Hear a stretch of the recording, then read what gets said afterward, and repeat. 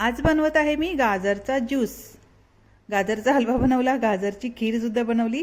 आज मी शरीरासाठी उपयुक्त असा गाजरचा यम्मी यम्मी ज्यूस बनवणार आहे। आणि दुसरी रेसिपी मी शेअर करणार आहे आवला कॅन्डीची रेसिपी। ॲक्च्युली ही रेसिपी मला अहोंनी शेअर केली होती व्हॉट्सअपवर, म्हणे ही रेसिपी बनव। त्यांनी कुठे पाहिली होती काय माहिती, मला शेअर केली होती, तर म्हटलं चला बनवूया, छान लागते ही आवला कॅन्डीची रेसिपी सुद्धा।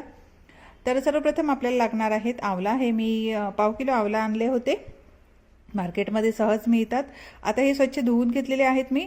आणि काय करायचं आहे, हे मी आता फ्रीजरमध्ये ठेवणार आहे पूर्ण 24 तास। फ्रीजरमध्ये ठेवायचं आहे, एकदम कडक व्हायला पाहिजे, दगडासारखे कडक व्हायला पाहिजे, म्हणून आता पूर्ण 24 तास हे फ्रीजरमध्ये ठेवून द्यायचे। 24 तासपेक्षा जास्त ठेवले तरी चालेल, एकदम दगडासारखे व्हायला पाहिजेत। आणि आता हे बघा एकदम कडक झालेले आहेत।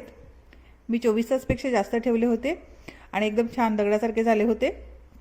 आता काय करायचं आहे, थंडे सुद्धा होते फार।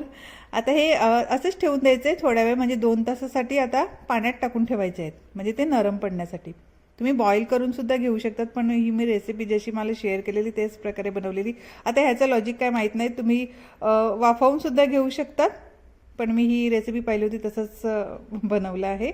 तर आता हे बघा 2 तासानंतर आवले हे आहेत ना, हे सॉफ्ट पडतात। तर काय करायचं, असे छोटे छोटे स्लाइसमध्ये कट करून घ्यायचे आहेत आणि त्याचं साल आहे ना ते साल काढून घ्यायचं। हे बघा हे वरचं साल आहे ना ते काढून घ्यायचं आहे आपल्याला, आणि सर्व छान असे लहान लहान स्लाइसमध्ये कट करून घ्यायचे आहेत।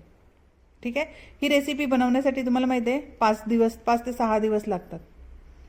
आता तुम्हाला माहिती पडेलच कसं ते। आता 2 दिवस 1.5 दिवस असाच गेला, आणि आता बघा पुढे काय होते ते। आता थोडंसं मी लिंबू मारलेलं आहे, लिंबू मारल्यावर म्हणे आवला कॅन्डी काळी पडत नाही, म्हणजे हे फोडी काळी पडत नाहीत, म्हणून मी थोडंसं अर्धा लिंबू मारलेला आहे त्याच्यावर।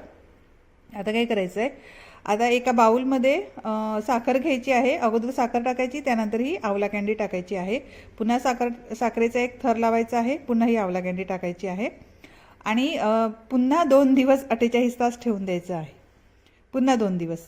ठीक आहे, आणि मध्ये मध्ये चमचा फिरवत राहायचा आहे त्यामध्ये, म्हणजे साखरेचा पाक होतो। फ्रीजमध्ये ठेवायची गरज नाही, बाहेरच ठेवायचं। ठीक आहे, आणि हे बघा छान असं साखरेचा पाक झालेला आहे। 2 दिवसानंतर पाणी झालेलं आहे साखरेचं, तुम्ही पाहू शकता, हे बघा तो काढून टाकायचा आहे। ठीक आहे, आता या फोडी आपल्याला एका डिशमध्ये काढून घ्यायचे आहेत, म्हणजे त्यांचा पूर्ण पाणी निथळून जायला हवा। ठीक आहे, आता हे बघा छान असे पूर्ण पाणी काढून जाण्यासाठी असं ठेवून द्यायचं, म्हणजे 20-25 मिनिटं असं ठेवून द्यायचं।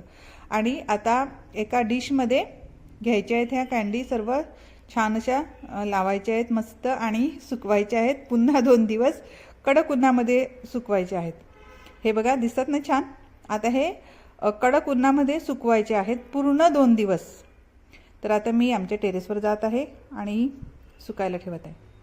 ठीक आहे, म्हणजे ही रेसिपी बनवायला मला बरोबर 5 ते 6 दिवस लागले।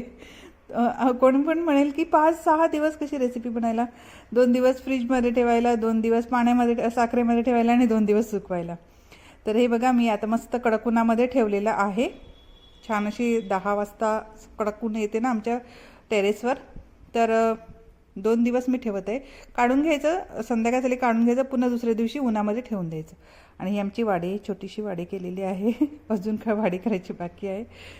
ठीक आहे, ओके, आता आपण 2 दिवस ठेवूया। आणि हो, हे मी काळी साडी माझी होती जुनी, ती त्याच्यावर ठेवलेली होती, कारण की त्यावर काही कचरा मिचरा पडायला नाही पाहिजे म्हणून, कारण की पक्षी वगैरे येतात। आणि हे बघा 2 दिवसानंतर छान असे कडक झालेले आहेत, आणि त्यामध्ये मी ॲड केलेली आहे पिठी साखर। ठीक आहे, शेवटला पिठी साखर ॲड करायची, एक छोटी वाटी इतकी, त्यामध्ये सगळ्या फोडी फिरवून घ्यायच्या आहेत। आणि आवला कॅन्डी रेडी झालेली आहे, छान लागतात, मस्त लागतात, आणि शरीरासाठी सुद्धा उपयोगी असतात ह्या थंडीच्या दिवसामध्ये खायला बरं। तर तुम्ही ट्राय करा, मला आवडली, ना खूपच आवडली। ओके, आता आपण दुसरी रेसिपी बनवूया। तर दुसरी रेसिपी आहे गाजरचा ज्यूस। शरीरासाठी खूपच छान, म्हणजे खूपच उपयुक्त असतो हा गाजरचा ज्यूस। तर म्हटलं त्या दिवशी मी उपवास होता ना, आता तुम्ही म्हणतील की इतकं सजून धजून रेसिपी बनवायची काय गरज आहे, तर त्या दिवशी होती गणेश जयंती, माझा उपवास होता। तर मोदक वगैरे बनवून झाले, आणि मी म्हटलं चला आता काहीतरी थोडंसं रिलॅक्स होण्यासाठी ज्यूस पिऊया। तर म्हटलं शरीरासाठी चांगलं आहे तर गाजरचा ज्यूसच पिऊया, गाजर आणलेलेच होते। तर इथे मी 2 गाजर घेतलेले आहेत, धुवून घेतलेले होते, सालं काढून घेतलेली आहेत, आणि आता काय करायचं, बारीक बारीक पीस कट करून मिक्सरमध्ये फिरवून घ्यायचं आहे। ठीक आहे, आता त्यामध्ये थोडंसं मी अद्रक ॲड केलेलं आहे 1 इंच इतका. तुम्ही थोडंसं कमी घेतलं तरी चालेल कारण की मग एकदम स्ट्रॉंग होऊन जाते. ठीक आहे. आणि आता अर्धा ते पाऊण ग्लास इतका पाणी ॲड करायचं आहे त्यामध्ये आणि ते फिरवून घ्यायचं आहे. छान असं मस्त ज्यूस बनवून घ्यायचं आहे. ठीक आहे. मिक्सरमध्ये फिरवून घ्यायचं आहे आणि आता काय करायचं, गाळून घ्यायचं. ठीक. तुम्ही सुती कपड्याने गाळून घेऊ शकतात, नाहीतर अशा गाळणीने सुद्धा गाळून घेऊ शकतात. हे बघा, त्याचा वरचा चोरा असतो ना, तो काढून घ्यायचा आहे, काढून टाकायचा आहे, फेकून द्यायचा आहे. ठीक आहे.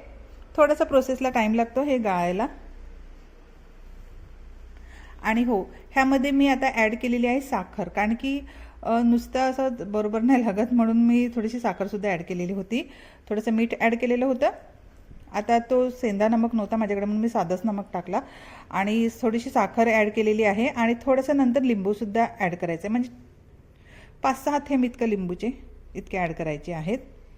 साखर ऑप्शनल आहे, पण ते असं बिना साखरेचं नाही चांगलं लागत म्हणून मी थोडंसं टेस्ट करून बघितलं आणि साखरसुद्धा ॲड केली. साखर टाकल्यावर खूप छान मस्त टेस्ट येतो. ठीक आहे. तर आता मी आमच्या टेरेसवर जात आहे पार्टी करायला. कैरेट जूस की पार्टी. अपने टेरेस पर कैरेट जूस इव्हिनिंग में पीने का मजा ही कुछ और है.